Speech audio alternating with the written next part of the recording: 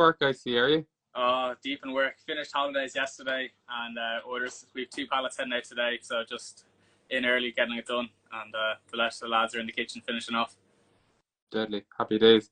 We're going to fly straight into it. 5 questions. Let me just start, I suppose. So you've had like a very interesting business, at least from looking at it from the outside, right? It doesn't seem to be like linear in terms of you've done plenty of change. There's been a rebrand. You've tried lots. Where are you at now? I suppose, like, if you were to like sum up your business in 30 seconds, like, what's your business look like now?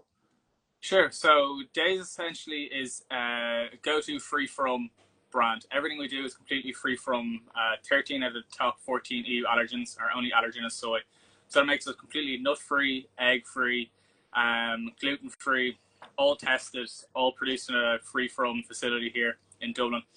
So our goal is to create multiple SKUs in multiple categories. So lunch, dessert, and treat sections that create delicious products that people have never really been able to have before.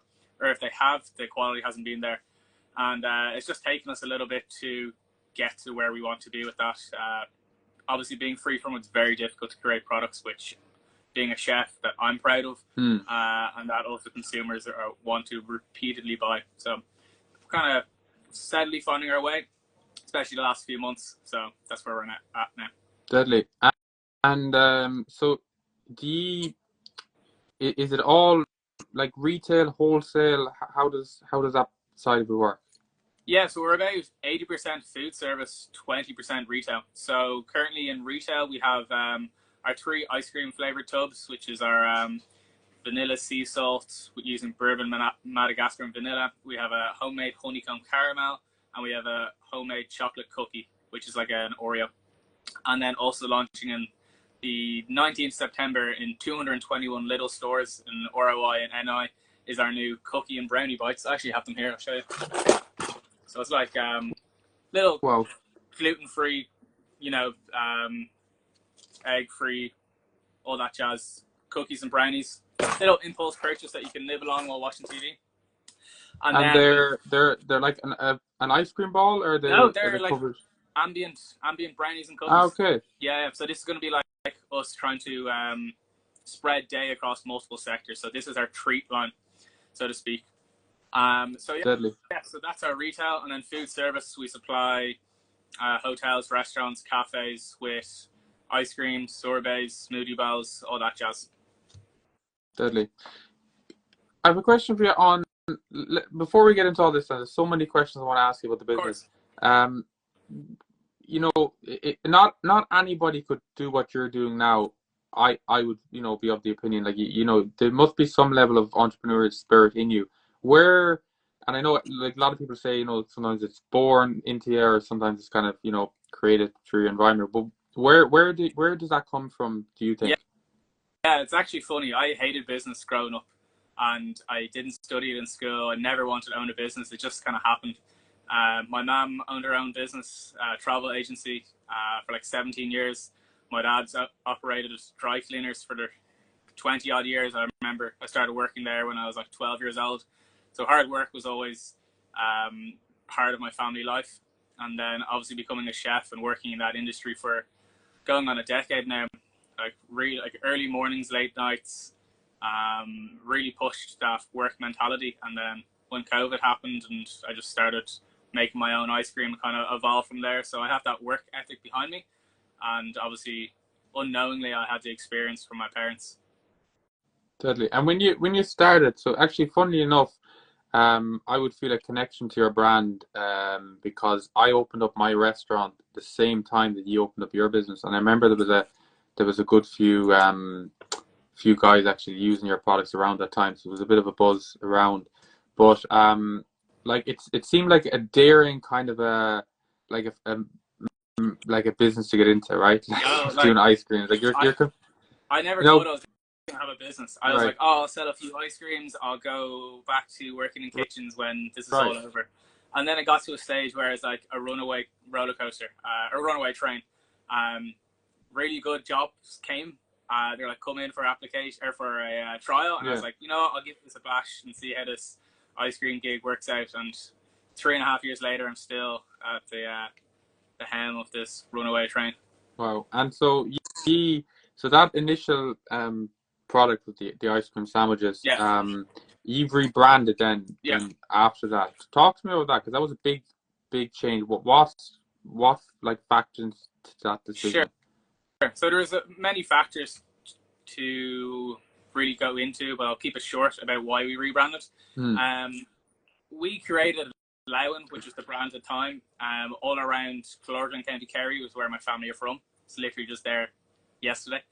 And the river which flows through Clorgan is called the Lowen River, and it separates the town. And during COVID, it brings all the community together, and all my family were there, and it was just like bringing friends together. And that's what Lowen was: friends, family, community coming together to share beautiful moments. So then we very fortunately got into a course with Board Bia, Chagas, and Enterprise Ireland called Foodworks. And our goal is to export, and an Oswelgan name doesn't really work in the UK. So we decided Yeah. to tidy it up a bit, put actual professionals behind the brand rather than just me. So we shortened it to Dae, which essentially is a metaphor for what Lowen is, which was friends, family, community coming together on the day of the week, which is Sunday, to share those special moments. Deadly. Okay, very interesting. And then another big change, and not to go all negative, or maybe it's not negative, I have no idea. But you had a physical ice cream store in St.Stephens Green for a while, and you decided to close that. And I remember reading a post where you were like very honest and open about maybe you were being stretched in different directions or whatever. Talk to me about that decision, and looking back now, was it the right move, or why did you decide to make that call? Yeah, of course. So we were approached by Stephens Green shopping mall for a 3-month lease during summer, and I was like, perfect opportunity. We're a new brand. It creates a destination for our customers rather than just a product on the shelf, and gets our whole strategy is founder focused. So gets people in there talking to me and our staff, and really making that emotional connection to who we are, not just a nameless brand on the shelf. The 3 months went really well. They offered us another 8 months lease, so we took it. And the shopping centre is supposed to be redeveloped. So our 8 months came to an end, and we decided not to renew, primarily because it's not what I want to do. I want to grow Dae across multiple sectors in food service and retail, try to get our product to as many people as possible. And then running a retail store is just not in my plans right now. But it did really help us in the product development side. It gave us a chance to play with quirky flavors and switch up our recipe, and we can get away with making mistakes there as well. So without the shop, I don't think we'd be as good of a product as we are now, for sure. And also the community that we gained from having the shop was amazing. Like, we still have regulars DMing us and collecting ice cream on a weekly basis, so that's amazing. Okay, deadly. That idea of so I know nothing about like the retail business or nothing like that, but I'm always intrigued. I love looking at these different brands, and you see a lot of the companies, I suppose, that I would look at that would like, they always go on about community, right? And it's more than just a product on the shelf. You would be one of those as well, that would always talk about community and stuff. Why, or like what does that mean to you, or why do you kind of have that as a pivotal part of the business? Because people work hard for their money, and if they're going to separate with their couple of quid and buy your brand, they want to feel good about supporting someone they know, whether it's online or in person. They don't want to give it to a massive conglomerate where their money's going to be pumped back to the United States and then used for who knows what.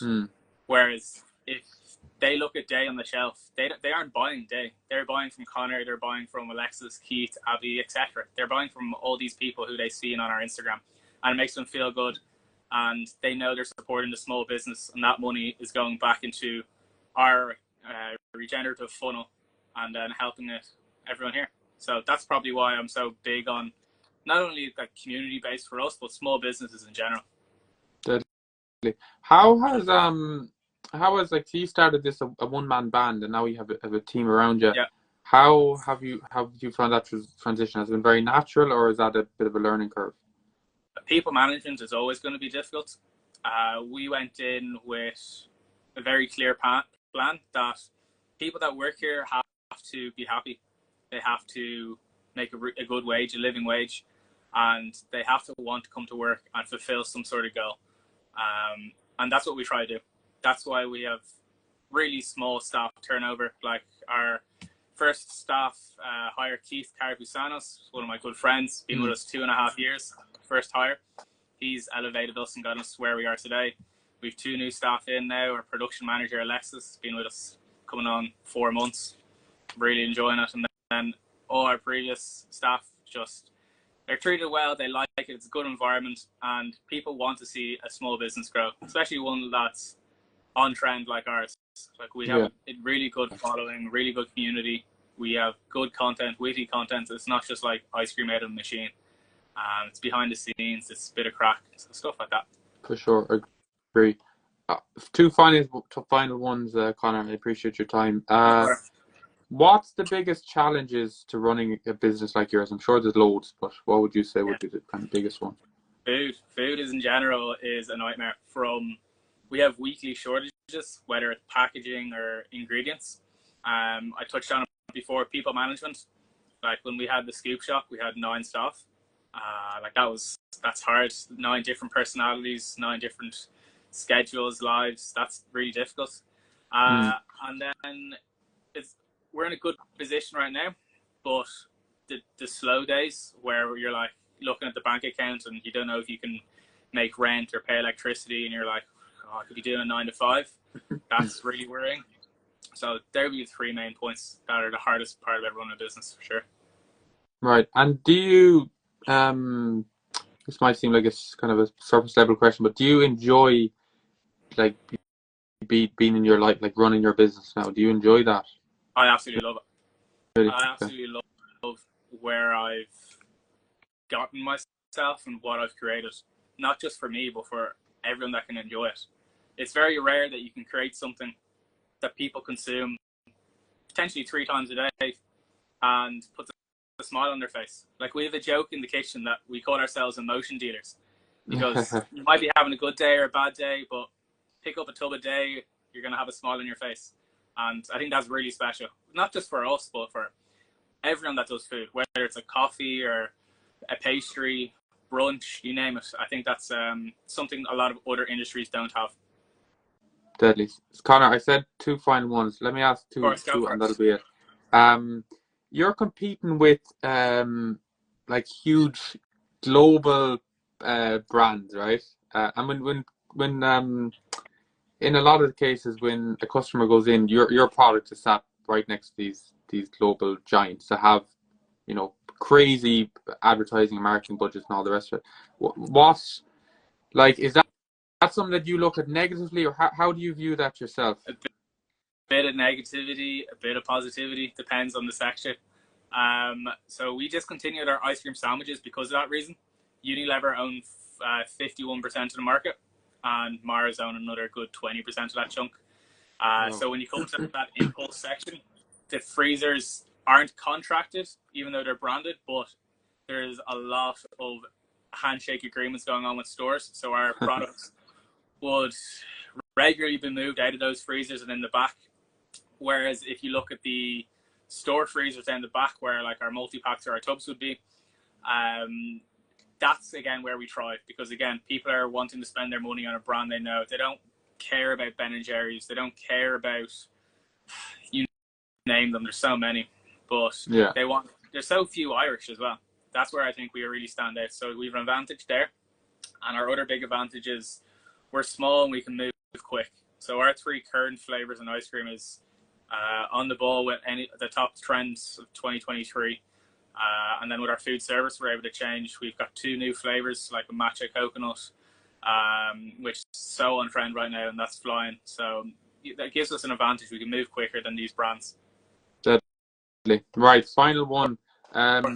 What's the future hold for the business over the next, I don't know, 12 months, a year, 2 years, whatever? So that's really busy. We're scaling up again for our 3rd time, we're very fortunate. We're moving into a kitchen probably like 4 or 5 times our current size.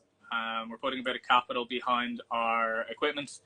We've got come on board with Enterprise Ireland, so they're investing in us a little bit as well. and we're going to scale up the team, really push the food service, really push the retail, both the new bites range for Lidl and also for Trisecure, one of the major listings in our ice cream as well, whether that be Dunn's or Tesco, it's undecided. And start NPD products for our new lunch retail line as well. So that's 12 to the next 16 months that we're working on. What's that, the NPD? Explain that. New product development. So okay. So it takes from concept to on the shelf. It'll take anywhere from 12 to, could even be long as 16 months to create a recipe, finalize it, be able to scale it, get the packaging, get it the product tested, get it in the stores with retailers, and then do a full production run, end up on shelves. So if you multiply that by, we're looking at 3 new products. It's a lot of work behind the scenes, but exciting. Deadly, very exciting. Conor, thanks a million for joining me. It was great to chat to you. Appreciate it, and thank you for all the comments, guys. All the love, appreciate it. Yeah. Talk to you soon, Conor. All the best. Bye.